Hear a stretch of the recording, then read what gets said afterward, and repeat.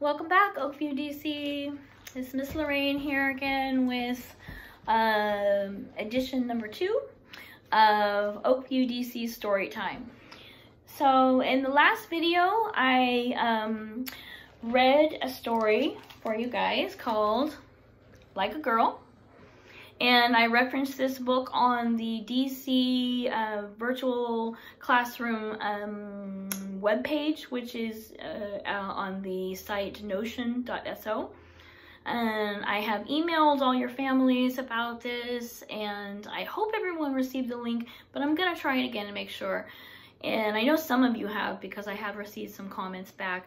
And in response to one of your comments, I'm sorry, I really had hoped that the Notion website would be a platform where we could interact and you could post comments or even photos or artwork samples or anything you wanted to share with the community there with me and with other community members. So it was like an interactive format, but I'm not really sure if that's possible or if I just haven't figured out how to do it.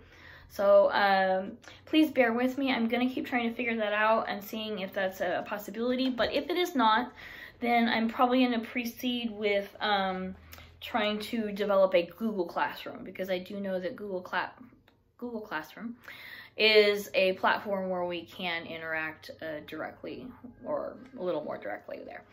So anyway, if you have seen the page though on Notion, then you have seen that I've referenced these 2 books so far, and there will be more to come in the book section, because I want to remind everyone and do this to help keep the connection with you, but also that even in our current situation with all these craziness that's going on with the virus and everything, that people don't forget that March is supposed to be Women's History Month. So I would like to talk about some amazing women and girls.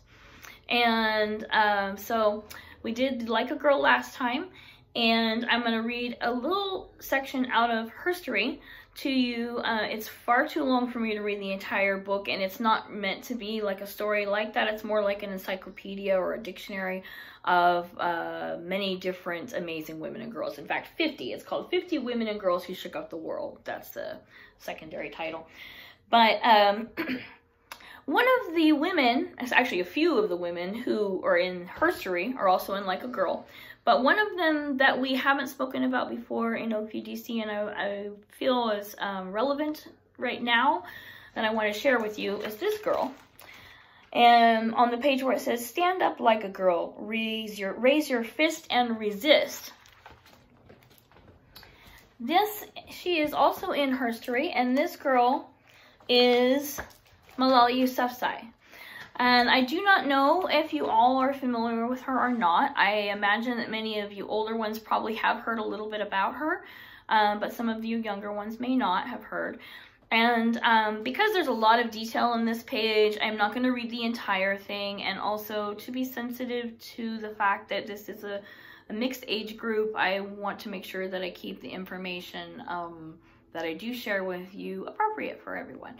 So I'm not going to go into complete detail about everything in her background, but I do want to share with you the most important points, I think, that stress what she did for the world and what she continues to do and why she's an inspiration and an encouragement to other women and girls.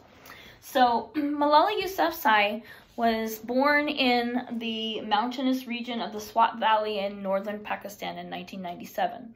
So that means she's only 23. She's not very old right now. But even back, not that long ago, you know, back in those times, things were quite different where she comes from than here.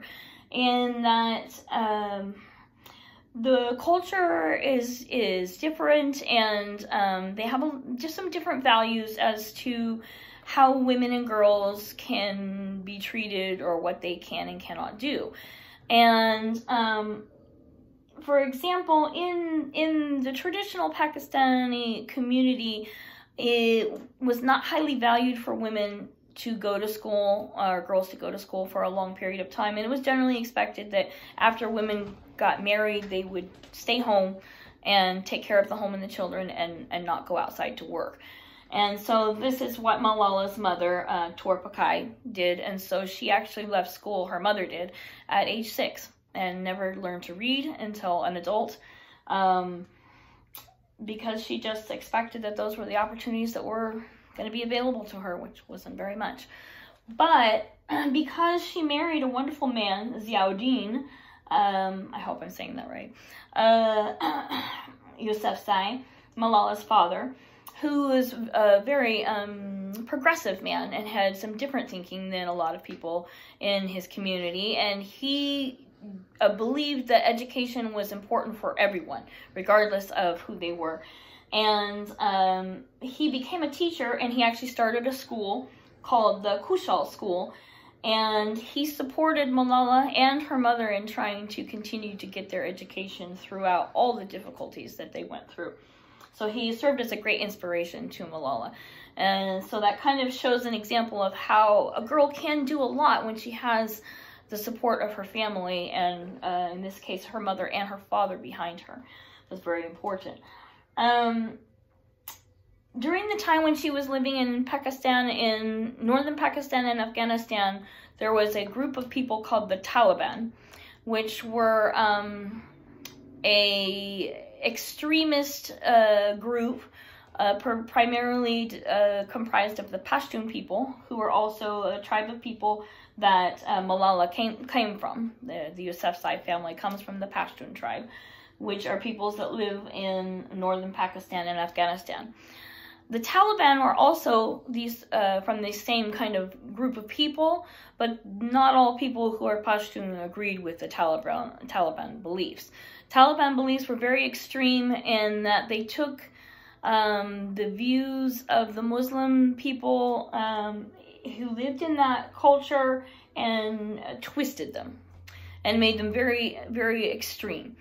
And so during the Taliban rule in their area, it became to the severe extent that girls were not allowed to go to school anymore. Women were not allowed to leave the home for any reason unless they were accompanied by a man in their family. They could not work, obviously, but they couldn't even shop. They couldn't go outside to go visit friends or go to the park without a man accompanying them. And it was during this time period in this climate that Malala decided that this was not okay and that she was not going to just accept that. So she began trying to sneak to school, and she did. She disguised herself, and she continued attending school, hidden in disguise so that she wouldn't look like a girl when she went to school. And her father supported her, and her mother supported her because they both believed in the importance of education. However, Malala's father also disagreed with the Taliban, and he spoke out against them on the radio and to journalists. And Malala herself began to make a documentary about her experience as a girl living under Taliban rule. She also started a blog writing as a person named Gul Makai, which is actually the name of a female Pashtun hero who tried to teach people that fighting was wrong. And the Taliban, of course, did not like that, and they did not like it when people did not obey their rule. However, Malala and her family continued to fight against the Taliban's rule, and her mother even started learning to read during this time. So in 2011, so that would be at the age of 14, I believe, yeah, Malala received Pakistan's first National Youth Peace Prize and was nominated for the International Children's Peace Prize. And however, as you could maybe imagine, this made the Taliban so angry that they decided that they needed to try to stop her through very severe measures. And they tried very hard, and they did injure her, but after she received treatment and some surgeries, they did not succeed, and she's here today. And she did actually have to travel to the UK for some of her treatment, and she ended up living in England in the UK with her family, because after all these things happened, the Pakistani government decided it was not very safe for Malala to return to Pakistan or her family at that time.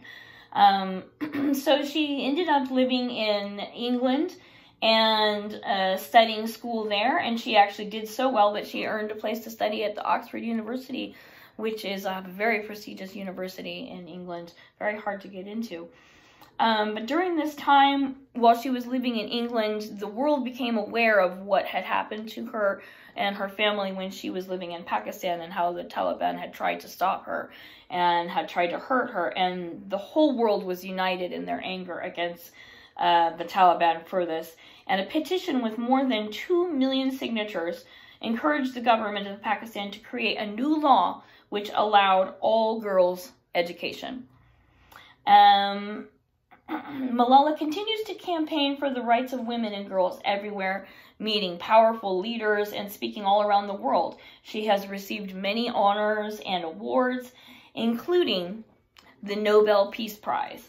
And in case you are not impressed enough, you might also want to know she was the youngest person, and is still to date the youngest person, male or female, to ever have received the Nobel Peace Prize.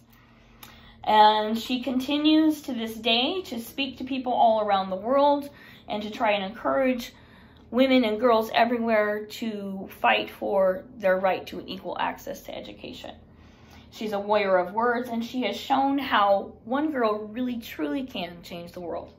Some wonderful quotes that they have on the page that you probably can't read, so I'm going to read for you. I really like. She says if people were silent, nothing would change. And isn't that so true? It really takes each one of us to speak up if we see something that's not right, if we see inequalities or something that's unfair. We need to do something to try and change it. If we don't, who will? Another wonderful quote is, "One child, one teacher, one book, one pen can change the world." So right now, when we're going through this period of trying to adapt to distance learning and these virtual kind of formats to continue your education, please remember that all you really need is one pen, one book, one child, and one teacher. And even if you can't be in the classroom with your teacher, you can see your teacher in a format like this. You can email your teacher.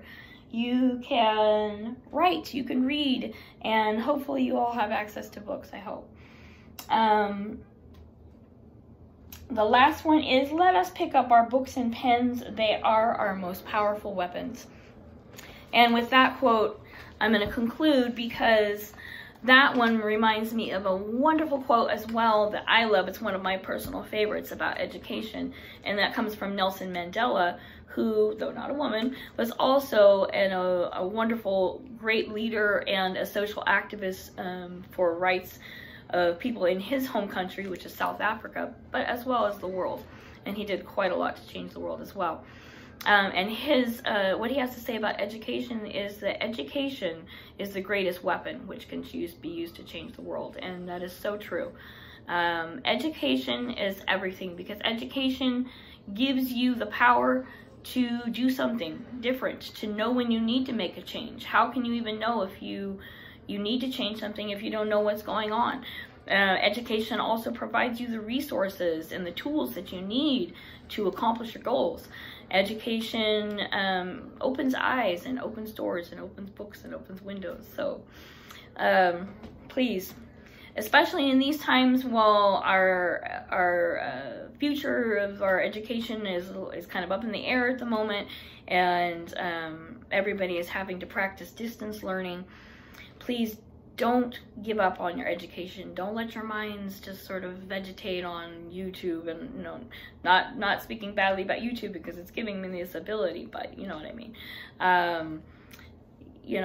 Keep studying, keep reading, keep learning, keep your minds open, and join me here next time. Thank you so much for joining me today for a story, and we will be back. Probably I'll have another video on Friday, and because it's Friday, even though we are not in the classroom, we can still have fun Friday.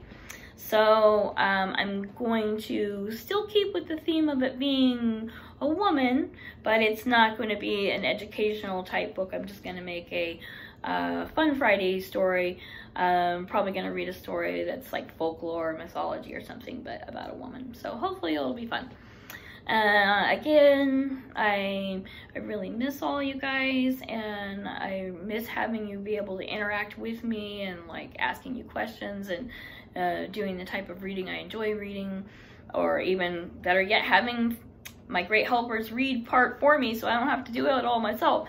I miss that, and I hope you guys are all doing really well and taking care, practicing your excellent hand washing, good social distancing, and keeping your minds busy, active, having fun, and just staying safe, and remembering, don't forget your smile, okay? Don't forget your heart to share with others. Don't forget your minds. Keep stimulating, keep learning, and keep busy. And I'll see you guys back here on Friday. If you are a member of the Oakview community, the Oakview DC community, I'd like to invite you to please subscribe to the channel so that I'll know that you're seeing this. And if you like this video, give it a thumbs up. You're welcome to comment below, but please, I'd just like to ask that you remember that this is a channel which is intended for the viewing of children and families, so keep your comments clean and kind. Okay, thanks everyone. Be safe, take care, and I'll see you next time.